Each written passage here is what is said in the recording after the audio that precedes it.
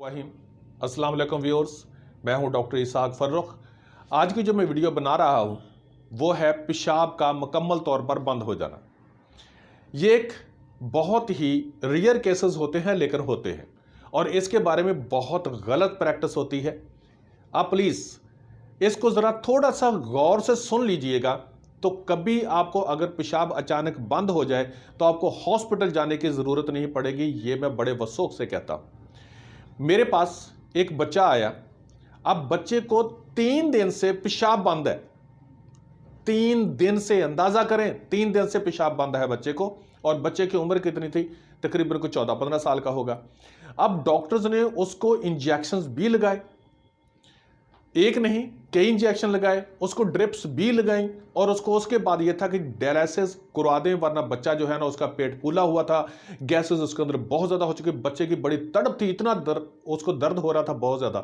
अब डॉक्टर्स ये कह रहे थे कि नहीं जी डायलिसिस करवा दें तो इसके बच्चे का पेशाब चलेगा, अदरवाइज पेशाब नहीं चल सकता।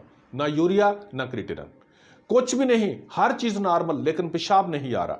और डॉक्टर्स ने उसको कैथेटराइज भी किया हुआ था। तो यहां पर मेरी माजरत डॉक्टर्स के साथ थोड़ी सी, मैं को ये नहीं कहता, लेकिन प्लीज थोड़ा सा डायग्नोज जरूर कर लिया करें कि बंदे को है क्या। और मैंने बहुत मामूली चीज दी उसको, बहुत मामूली, और उसका पेशाब चल पड़ा। अब हुआ क्या था, गुर्दे जो होते हैं ये हमारे गुर्दे हैं, ठीक है जी। गुर्दे जो हैं यहां पर पेशाब बनाते हैं, फिल्टर करते हैं जो पेशाब आता है, खून आता है इनके अंदर, यहां पर खून आता है नेफ्रॉन्स के अंदर। क्योंकि जैसे आप कंघी करते हैं तो कंघी से जो बाल निकलते हैं औरतों के, उसको कहते हैं, जैसे वैसे ही होते हैं नेफ्रॉन्स होते हैं। नेफ्रॉन्स जो हैं यहां पर फिल्टर करते हैं, पेशाब इधर आ जाता है और खून वापस फिल्टर होकर चला जाता है, ठीक है जी।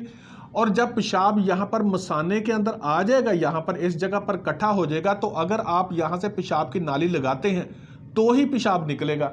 लेकिन अगर यहां पर पेशाब है ही नहीं, यहां पर नीचे नहीं आ रहा, तो पेशाब की नाली लगा देने से पेशाब कहां से निकलेगा।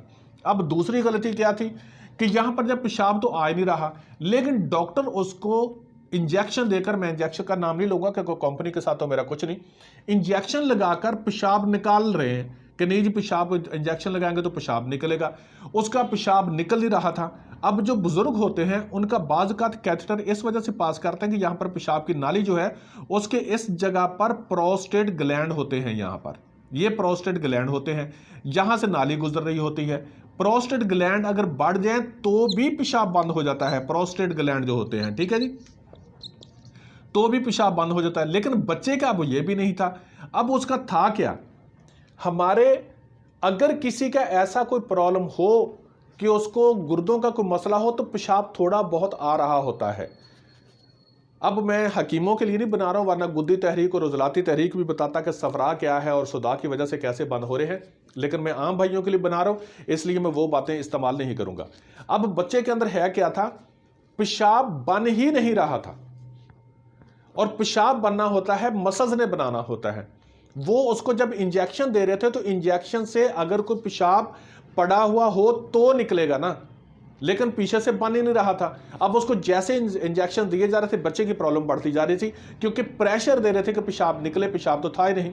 मैंने उसको बहुत मामूली, और ये सिर्फ एक नहीं, क्योंकि पहले का मेरा प्रैक्टिकल था कि जिसका पेशाब अचानक बिल्कुल बंद हो जाता है उसको किसी को भी ये दें, इंशाअल्लाह ताला अज़ीज़ उसके देने के 2 घंटे के बाद उसका पेशाब चलना शुरू हो जाएगा। ये आजमा लीजिएगा, क्योंकि एक नहीं अल्हम्दुलिल्लाह कई पेशेंट पर ये मैं इस्तेमाल करवा चुका हूँ और ये बहुत ज़बरदस्त है, ठीक है जी।